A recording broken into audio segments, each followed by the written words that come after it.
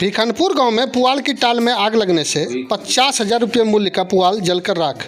CO से की मुआवजे की मांग। प्रखंड क्षेत्र के भिखनपुर गांव के वार्ड नंबर 12 में डोमी यादव के पुआल की टाल में दोपहर 3 बजे आग लगने से लगभग 50,000 रुपये मूल्य की संपत्ति का नुकसान हो गया। आग लगने के कारणों का पता नहीं चल पाया है। ग्रामीणों की सूचना पर आए अग्निशमन विभाग की गाड़ी एवं आसपास के लोगों की कड़ी मशक्कत के बाद आग पर काबू पाया गया, नहीं तो आसपास के घर एवं अन्य पुआल की टाल में भी आग लग सकती थी। पीड़ित डोमी यादव के पुत्र सुड्डू कुमार यादव ने बताया, अचानक मैंने पुआल की टाल में आग की लपटों को उठते देखा तो अग्निशमन विभाग को सूचना दिया एवं आसपास के लोगों की मदद से आग पर काबू पाने का प्रयास करने लगा, लेकिन तब तक मेरा लगभग 15,000 पुआल जलकर राख हो गया, जिसकी अनुमानित मूल्य 50,000 रुपये है। पीड़ित ने सीओ से मुआवजे की मांग की।